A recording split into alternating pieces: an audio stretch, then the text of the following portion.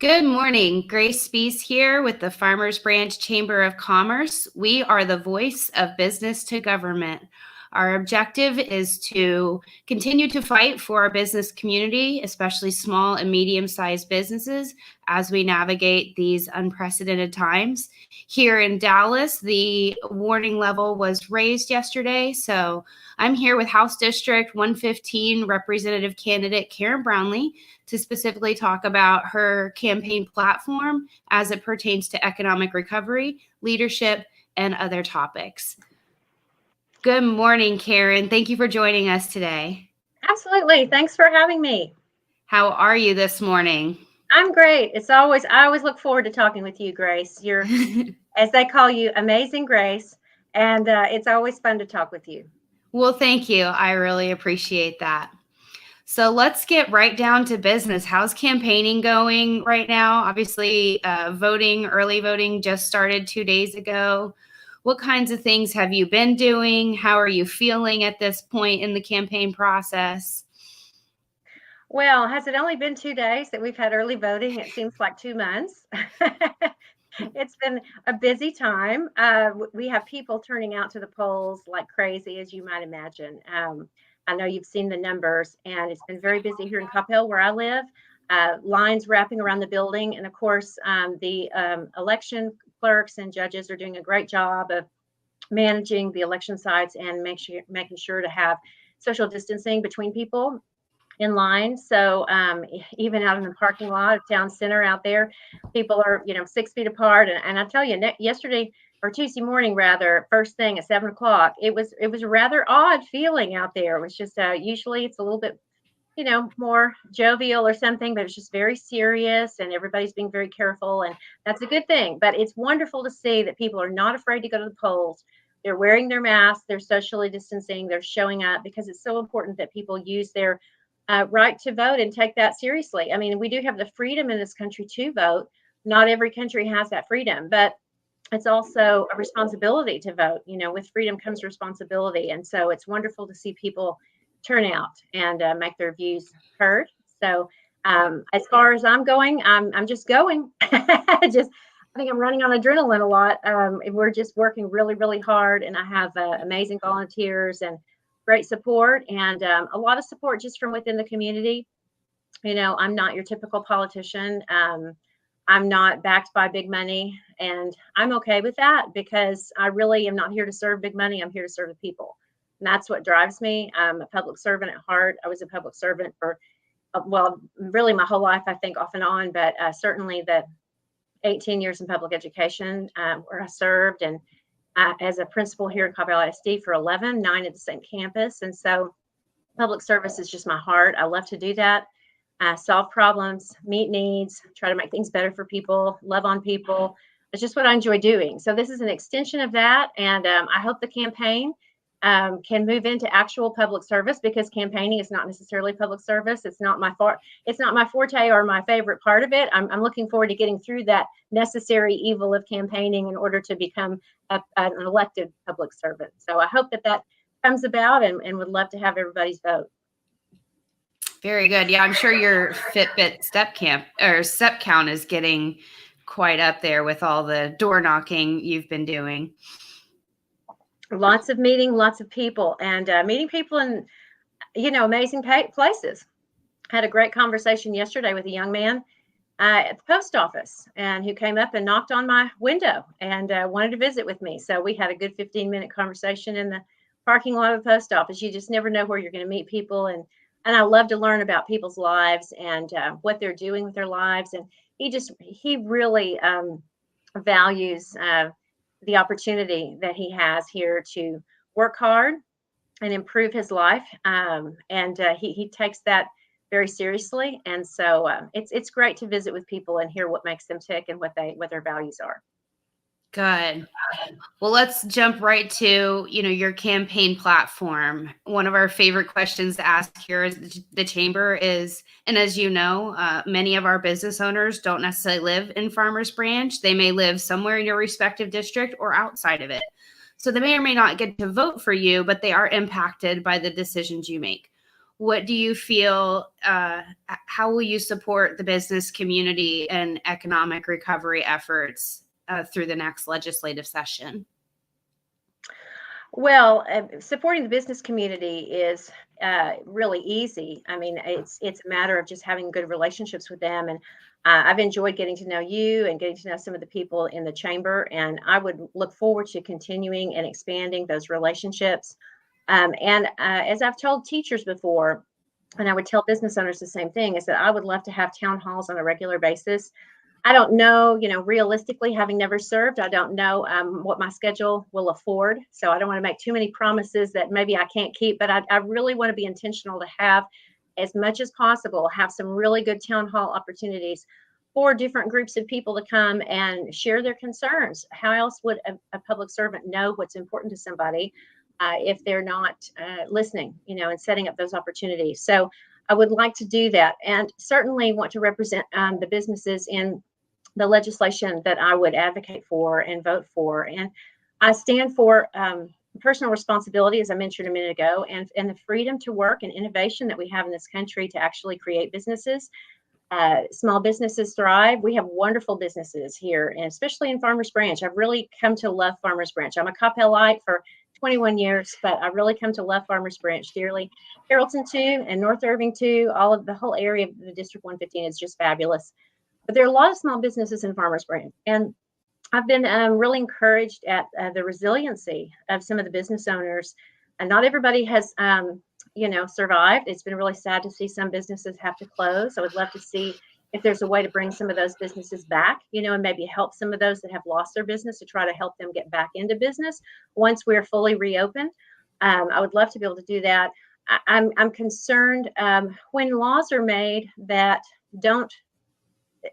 appear to benefit but don't really benefit people. So one thing that comes to mind is that I was visiting with one local owner here, and I won't say who, but a local owner of a longtime restaurant here in this area. And she had applied for a loan through the PPP program, and the interest rate on the loan and the payback schedule was going to be such that it was actually harder for her, more difficult than to just take money out of her own savings account in order to keep her people on board and to take care of her workers. And so this wonderful person, that's what she and her husband elected to do, was to actually take out of their own retirement in order to keep their employees on board and eating, rather than take something that was going to be really difficult, if not impossible, for her to pay back, not knowing what was going to come because of the way that was set up. So I really want to be involved in that process of looking at the details of how things are set up and looking at the consequences of things to make sure that when something is set up, that it is really best for business and that people can benefit from that.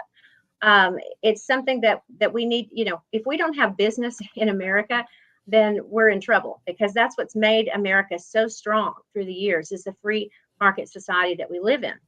And so having our businesses strong, keeping them alive and well and profitable is just crucial. We have so many people right now that are out of work, and many people that could go back to work, but they've had a hard time doing that because of the kids. Fortunately, we're getting kids more and more back in school full time. I've had some ask me, is it safe? And you mentioned the risk level going up again. People are concerned about having their kids in school. If their kids aren't in school, well then, how can they go back to work? So there's a lot of things that need to be done. One of the things too, specifically, I don't know if you want to talk about legislation, if you want me to pause and you ask another question, but there's a lot of things on my heart to do in the next session. And hopefully those things will, promote a positive Texas economy. That's what we want. Yes, I would love to dissect into that. I'm going to just comment real quickly. I've recently spoke with one of our bankers that's with the chamber, and he and I have been having conversations ongoing through the process, and he specifically was dealing with a lot of the PPP applications. And really, this man was reading through all the material coming out from all the different levels. And, there is this kind of question of what is forgiveness going to look like? And I think, again, when they rolled out the program at the beginning back in April, it sounded like a great idea to get us through a couple months. But when we look at, I don't know if anyone anticipated this, going on for this long. And, we were just getting to where we were reopening. The governor just released an order that they were, loosening the reopening, restrictions and allowing greater capacities at business. And then, yesterday evening, I saw that they raised it back to, stay home, stay safe. So it really does kind of make you wonder, like, how does this look the other side when we get to PPP loan forgiveness? And as you kind of mentioned, right, this all has a ripple effect into how it impacts parents, which are also employees or business owners, teachers, school districts. Really every facet of society is touched by business. We all have a neighbor, a son, a daughter who works probably somewhere, within the local area. And it's really important that we keep as many people employed, but that also requires the support for the business to be able to stay open. And some businesses are flourishing and are up higher than ever. But, a lot, especially the restaurants, the smaller businesses, the retail is hurting. So go ahead and dive into some of your comments that you would like to make on, legislation and any policy that you feel would be helpful, impactful. Well, certainly the first and foremost thing is that we have to balance the budget. I mean, that's going to be the priority. I mean, that's just obviously that's the main role of the legislature is to do the budget. It's huge. It's a big part of what we do. We speaking in the future optimism tone, but that's a big part of the legislative body's responsibility. And so, prioritizing the infrastructure, transportation, education, criminal justice, things that are, really, it's hard to prioritize. Everything's important, but those things are really critical to keep our economy sound, to keep people going to work.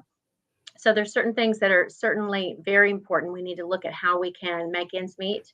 And how we can, I always say, cut the fat. If there's fat that can be cut, this is a good time to do it. So we need to look at that, see where we can tighten our belts a little bit.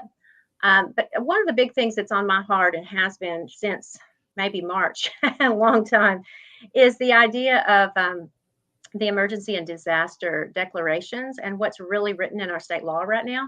And I'm not here to criticize in any way our governor or anybody at any level, because this has been a very unprecedented time and difficult time to try to lead through. So I give all of my respect to everyone in a leadership position right now. I'm grateful to them for serving. But I know that there has been, just listening to the people, I know that there's been great concern from some people that, on the one hand, some people wanted there to be tighter restrictions, during this pandemic and forced shutdown and forced mask mandate and that kind of thing. And on the other end of the spectrum, you have people that feel like there shouldn't be any of those things in place at all, and we're free to do whatever we want to do. And so where is the happy medium there? And so I think that our leaders have tried really hard. And again, I try to give all credit and respect to the people who have been dealing with this, because it's been very difficult. But looking towards the future, to protect Texas and to make sure that our Texans feel that they have a voice in the process, I think it's really important that we look at the laws that are in place.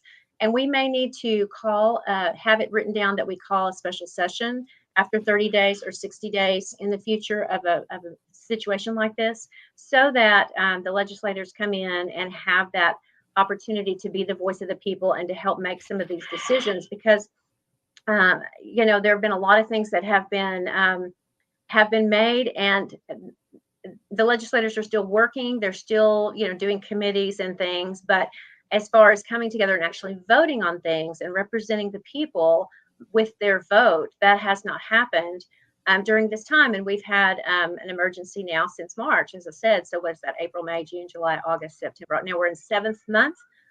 7 months of this. And so there are many people that feel that we need to look at the law and look at how we can clarify that. Also, I think clarifying the roles and the authority level that different levels have. So we had a lot of chaos when, and again, nobody's fault. I think it's a missing piece in our law where it's not clear.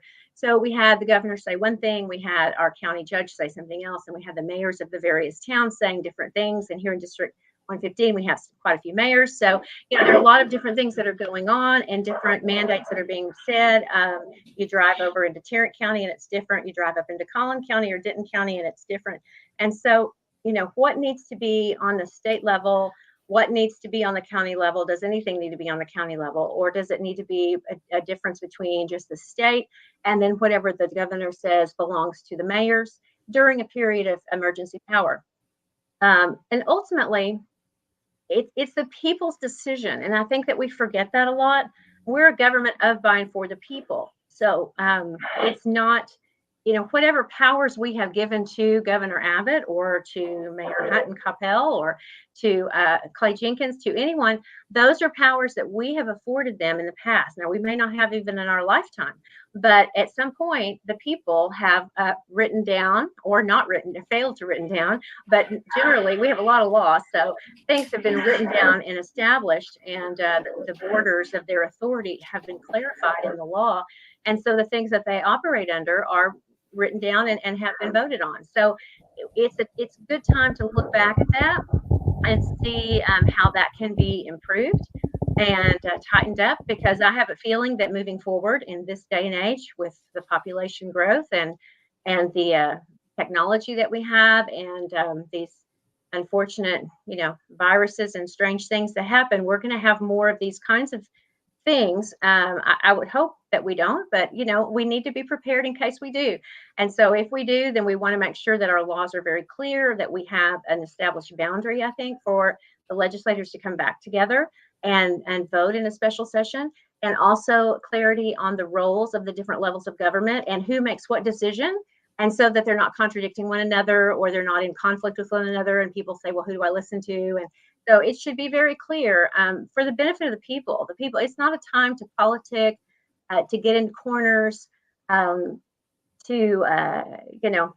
be fussy and critical of one another. When we're in a crisis or emergency, we should be coming together and supporting one another and being very clear in our communication and very careful to do everything that we can to help the people. Because really at the heart of government, I think, is caring for people. It should be. At the heart of any good government is caring for people. And that's why on my signs, you'll see Karyn Cares, because I know Karyn gets a bad rap these days on Facebook, right? There's a lot of things said about Karyns, So just remember, I'm Karyn with a Y, okay? Why? Because I care. So Karyn Brownlee. I really believe that caring is a very, very important piece, and it should be the heart of what we do in government or public service. That's good. You really unpacked a lot there. And I think, a lot of people have commented to me of, wait, what's the order? What's the mandate? Which one do I follow? One of the ones that I continue to find interesting is you're not allowed to have gatherings of 10, but a business can be at an occupancy now of 75%. That just changed with the most recent governor order. But, prior to that, it was 50%. So it was like, so wait, can we meet at the country club at 50% capacity if there's 20 of us, but we're at the capacity level? It's kind of like, wait, which one is it? And it just does seem like a lot of, well, this, but not that. I thought it was interesting. It's like, okay, well, amusement parks are unrestricted, but, it's like, well, can we have a luncheon at a regular park? Because, parks aren't a business, but an amusement park is. And so I understand there is a lot of gray areas where I'm like, wait, which is it? Which applies to us as a chamber and us as our business community? It's just been interesting to navigate. It has. And the question of, are you a bar or are you a restaurant? And if you're a bar that serves food, then you're exempt from the directives to the restaurant. And so some places can be open while others can't, but they're seemingly kind of the same place. So there's been a lot of confusion. Communication is always the most important thing that we can really pay attention to. We communicate by everything that we do and say. And I'm certainly not perfect at it by any means. Certainly during campaigning, I think I've not been perfect at it. But it is just the most important thing that we can do. And as public servants, I go back to my time as a school principal and as a teacher. It's just so important to make sure people understand one another. You have to, as Covey says, seek first to understand, then be understood. And so when we're trying to understand each other and we listen to one another, we can learn from one another. And then I think we can lead appropriately at that point. And, our leadership should be to lead people forward in what it is that they want to be led forward doing, and what we feel what we see and feel needs to be done. But again, we're not a dictatorship, and we're not top down. And so as people, it's important to facilitate conversation between people, to listen to people, to determine what it is that people desire, and then help move forward in those directions. And all of those things, whether it's listening or coming together in common ground and finding out what those things are, all of those things take listening and conversation, discussion, questioning one another. All of that is communication. It's just so important to understand each other. And so then when something is implemented and you have a policy, then communicating that in a very careful way, very thorough way, making sure that everybody understands and that there's no contradictions in that. So we've certainly experienced a lot of contradictions this year and confusion this year, and it's to be expected. This is the first time we've gone through this. So again, I'm not criticizing. I don't want that to come across as a negative or critical point. It's just that I'm just looking at things pragmatically and how things were and what we need to do to go forward to make things better. That's the idea. Yeah, and I appreciate that, right? I mean, we can all play sideline quarterback and see from, a different perspective, like, oh, maybe we could do this or that. But, I imagine, I actually can't imagine what it's like to be the governor, the president, somebody in a high level of authority having to take what information that they have and make the best decisions with it. And, especially there's just so much misinformation out there. Anybody can make a meme and put some stats on it and make it look credible.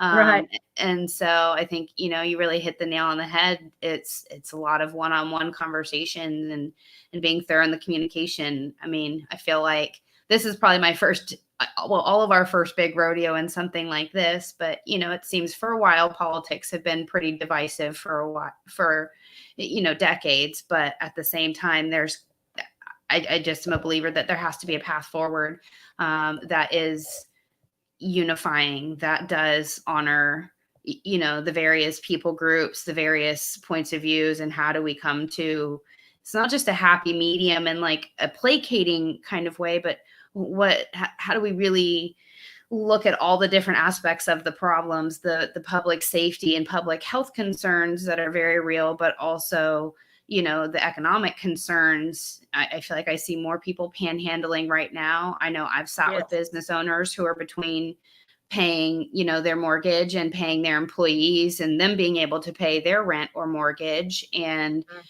so there's just this tension between all these different factors that I don't know if there is a one size fits all solution, but well, there's usually not. And so you're right. I mean, we have to, it's not necessarily a happy medium, but I think it's looking at what's best for the most people. And none of us are going to have everything exactly the way we want it.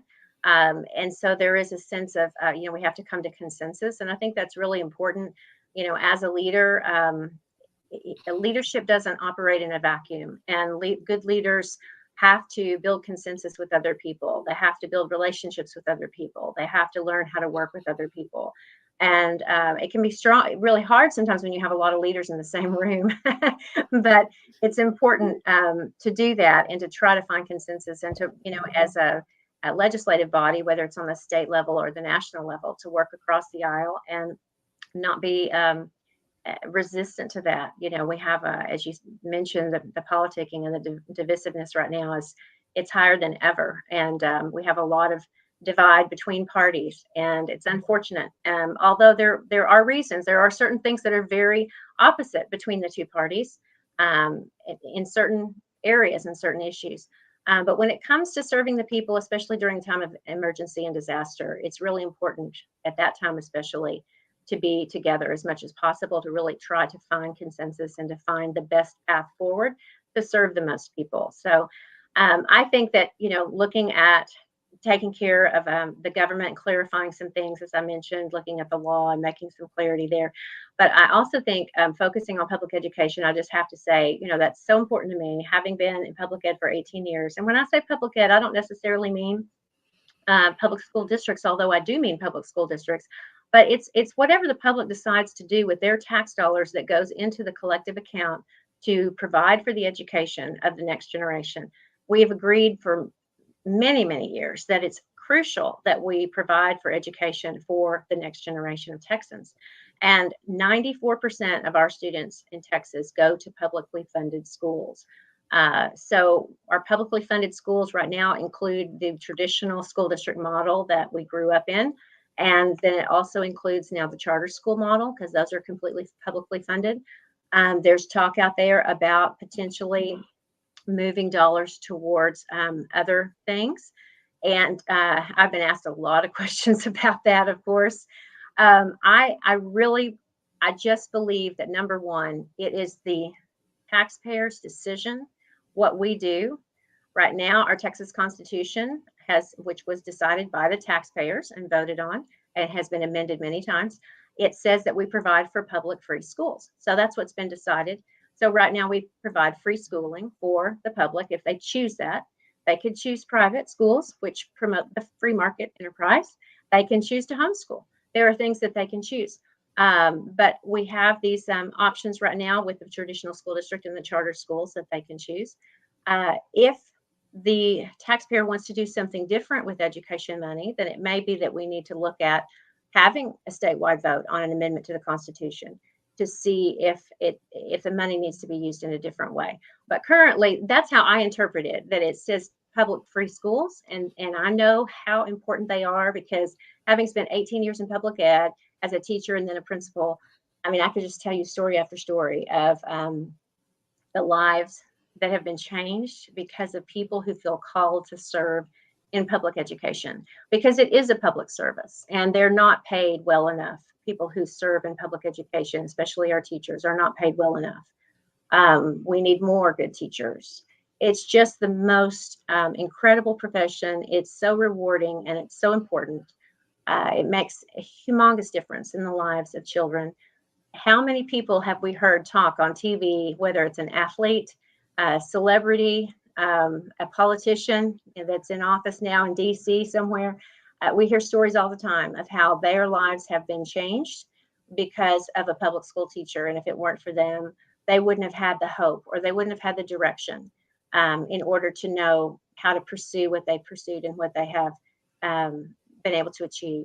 So I fully support public schools. I want to keep our funding intact. Some changes were made last time. We need to make sure, as we're looking at the budget, that the funding remains strong and that we don't cut. I mean, if we're going to make cuts, I pray that they are not out of public education, because we need to keep that element strong. And I think that there are so many more things that we can do in the future to improve public education. One of them specifically related to businesses. I'd like to have a financial literacy course required in high school. We had this on, a bill was filed for this last session, but did not make it through. And I think it's really important that we look at teaching financial literacy in high school, because too many people graduate high school, don't even know how to balance a checkbook, because you don't have to anymore, because you just trust the computer and you trust the bank and you trust these numbers that come at you that they're correct. But do they even know for sure how to check and make sure that they're correct? We have so much corruption in the world. It's very important that people know how to protect themselves and make sure that their money is not being stolen from them through miscellaneous fees or whatever, overcharging for something. So people need to understand the basics of finance and the stock market and how to invest, because we want people to be prosperous. We want people to be prepared to open their own business and to be a private business owner. I'm endorsed by the National Federation of Independent Business. I'm very proud of that. They had the faith in me after learning about my views and my support of small business to endorse me. I appreciate that very much. It's important that we continue to educate our children and maybe provide vocational education as well for some. I'm all in favor of that. We want to make sure that our next generation are educated and prepared to be business owners, skilled workers, go to college if that's their aptability, but every student needs to be able to succeed in their own way in Texas. You really unpacked a lot there. And I do that a lot. I'm sorry. That's totally fine. I just want to make a comment. It's one thing that I appreciate about the Farmers Branch Chamber, long before my leadership, I think for several decades, we have our own education foundation, and we've had a very close tie to the school district, because we understand within our business community that those are our future employees and our future leaders. And so often I see posts on Facebook, what course would you add to, the high school curriculum? And there is a lot on financial literacy, and also on, entrepreneurial and professional skills and things like that, so that we can more quickly assimilate them from high school into meaningful work, that they can earn a reasonable standard of living, obviously for their age, for their experience level, but how do we bridge that gap? And when you look at, the world as a whole, one of the biggest difference in prosperity between third world nations and first world, and specifically, the United States, is our education and literacy levels. Mm-hmm. And so there seems to be a direct correlation between having good education systems and the prosperity of a nation. And mm-hmm. so I definitely agree that, and hopefully all people agree that, having good school systems is important, because those are our future, again, leaders, government officials, as well as teachers and lawyers and doctors, and right, all the things, whether they're entrepreneurs, whether they're employees, we do want to be able to feed into those programs and what's being, taught to children, so that, and I've had several conversations with companies like Atmos Energy specifically. She says, we need a steady pool of talent. And right. As a chamber, we've been looking at, building a workforce development program in partnership with the college and corporations, so that we can bridge that gap. Not everybody can go and get a 4-year degree, or, mm-hmm. How can we get them at least a course or a certification in QuickBooks or accounting, so that they're more immediately able to have, again, a meaningful level of work.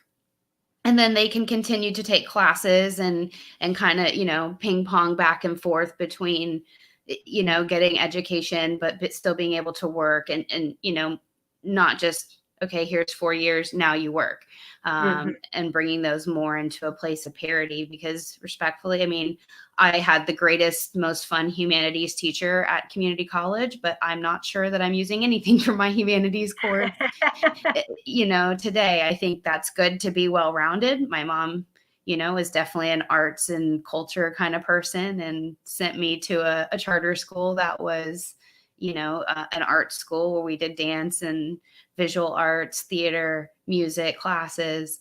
But, again, what's relevant? How do we better equip them more quickly, so that, for those who can't have that experience or don't have the funds, how do we not make them go into debt when they're 18 years old in order to get an education? Because that's just too young. And that goes back to the financial literacy.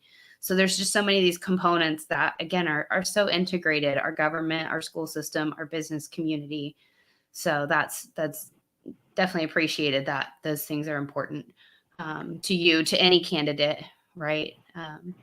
Well, absolutely. If we don't support our public schools, then we're not supporting the business environment in the future, because that is where they're prepared. And so I commend you for wanting to work with the community on workforce development and with the colleges, because that's very important. And as a principal, I did a business partner situation arrangement with several businesses in the area, where we had partners come in and work with our kids. And this is on the elementary level, but to expose them to different jobs that were out there, and to just be mentors to them and encouragers to them. So it's a very important thing that we do, is to prepare our kids for the future. And then once they become, in business, then we certainly want to support them in every way that we can, by empowering them and giving business owners the freedom to run their business as they see fit, and to not overregulate. We have a bad problem at times, not in our state as much as others, but for state overreach. So we certainly don't want to burden our private business owners with too many regulations, but just enough to maintain order. We have to have taxation. We have to have some regulations to maintain order, but there's a reasonable amount, and then we need to allow people the freedom to run their businesses as they see fit. So it would be my honor to support our business owners here, to communicate with them, build relationships with them, and certainly still support our public schools as well. And so I look forward to hopefully that opportunity in the future. Thank you for your time today, Karyn. How do people get in touch with you? Well, as I mentioned, my name is Karyn, but it's Karyn with a Y. Why? Because I care. And so it's Karyn Brownlee, Brown like the color, LEE.com. And you can just connect in a zillion ways there. So you can sign up for a newsletter, email me, phone call me, follow me on every social media you can imagine. Facebook is the one that has the most information, though. And so please do check out my website, Karyn, Karyn, Brownlee.com. I would love to connect with you all. It's very important to connect with people, because this is about being a people's representative. That's what the representative should be, not a representative of big money or any kind of particular partisan group, but to be a representative of the people. So thank you for your time with me and giving me this opportunity. I appreciate it. Awesome. Thank you, Karyn. And thank you all for joining us. We cannot stress enough how important it is for you to get out there and vote. Vote for your local, your city, your county, your state, the national candidates. If you need any information on where polling locations are open for early voting, you can go to votetexas.gov. And as always, we're here as the Chamber of Commerce to be a liaison, to help you get in contact with your local officials, write your senator, write your governor, write these people. I know it sometimes seems like, well, what does my voice matter? What does my letter matter? And it does. It does in a time like this. So we will continue to host our political candidates up until the election. And even afterwards, we will continue to keep these open conversations and dialogue happening as a representative of the business community. So you can find more information on farmersbranchchamber.org. You can also follow us on Facebook. So thank you for your time today, and we'll look forward to talking with you soon.